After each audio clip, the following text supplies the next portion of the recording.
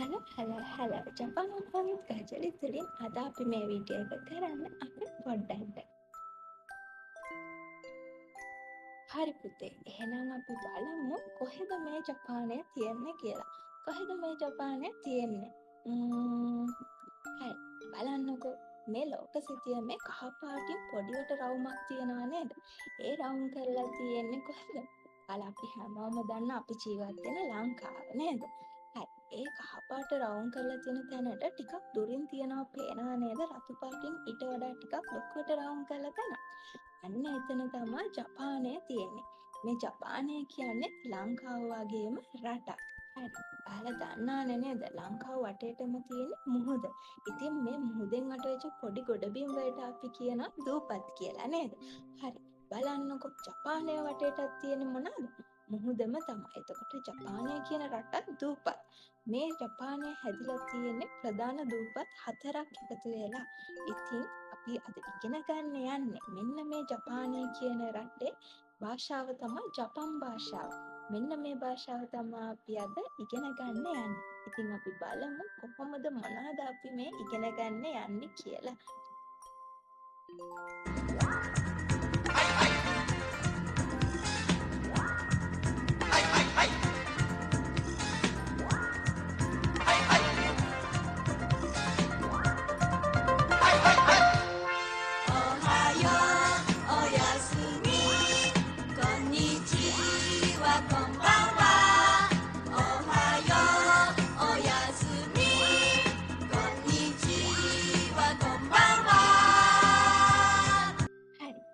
ඉගෙන ගන්න පළවෙනි වචනේ තමයි බලන්නකෝ.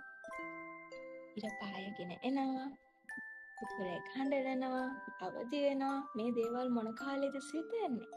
උදෑසනනේ නේද? උදේටනේ. හරි, ඔයාලා උදේ නැගිට්ටට පස්සේ ඔයාලගේ අම්මට අප්පච්චිට ගිහිල්ලා කියනවනේ නේ good morning අම්මා කියලා. සුබ උදෑසනක් කියලා කියනවනේ නේ. මෙන්න මේ good morning සුබ උදෑසනක් කියන්න අපි ජපන් භාෂාවෙන් කියන්නේ මොකක්ද පුතේ? රතු පාටින් ලියලා තියෙනවා ඔහායෝ ගොසයිමස්. ඔහායෝ ගොසයිමස්. ඔහායෝ ගොසයිමස් කියලා කියන්නේ සිංහල භාෂාවෙන් සුබ උදෑසන, එහෙම නැත්නම් ඉංග්‍රීසි භාෂාවෙන් good morning කියලා කියන්න. හරි පුතේ, ඊළඟට අපේ දෙවෙනි වචනය. දෙවෙනි වචනය තමයි සුබ දවසක්. එහෙම නැත්නම් have a nice day, have a good day කියලා කියන්න අපි ජපන් භාෂාවෙන් මොකක්ද කියන්නේ? අපි ජපන් භාෂාවෙන් කියන්නේ ඔයාලට පේනවා රතු පාටින් තියෙනවා කොන්නිචිවා. කොන්නිචිවා කියලා කියන්නේ අපි සුබ දවසක් කියලා කියන්න. කොන්නිචිවා කියලා කියනවා. මේ තුන්වෙනි වචනේ. ඉර බැහැගෙන යනවා, කාටුන් බලනවා, යාළුවොත් එක්ක සෙල්ලම් කරනවා. හරි, මේ වගේ ඒවා අපි කරන්නේ මොන වගේ වෙලාවටද? දවසේ හවස් වරුවේනේ නේද පුතේ? අපි හවස් වරුවේදී කියනවා මොකද? සුබ සන්ධ්‍යාවක් ඒවා නැත්නම් good evening කියලා කියනවනේ නේද? මෙන්න මේ සුබ සන්ධ්‍යාවක් ඒවා කියලා කියන්න ජපන් භාෂාවෙන් අපි කියනවා මොකක් කියලාද? කොන්බන්වා. කොන්බන්වා. කොන්බන්වා කියලා කියනවා. සුබ සන්ධ්‍යාවක් කියන්න අපි ජපන් භාෂාවෙන් කියන්නේ කොන්බන්වා කියලා. මේක තමයි අද දවසේ අන්තිම වචනේ. බලන්න පුතේ, නිදාගෙන තින්නවා. රුත් තියනවා. හඳත් පායලා තියනවා. මේ මොන වෙලාවද? රාත්‍රියේ නේද? අපි රැට අප්පච්චිට අම්මට නිදා ගන්න යද්දි මොකක් කියලා දෙන්නේ? good night නැත්නම් සුබ රාත්‍රියක් කියනවනේ නේද? මෙන්න මේ සුබ රාත්‍රියක් කියන්න ජපන් භාෂාවෙන් කියන්නේ මොකද? ඔයාසුමි නසයි.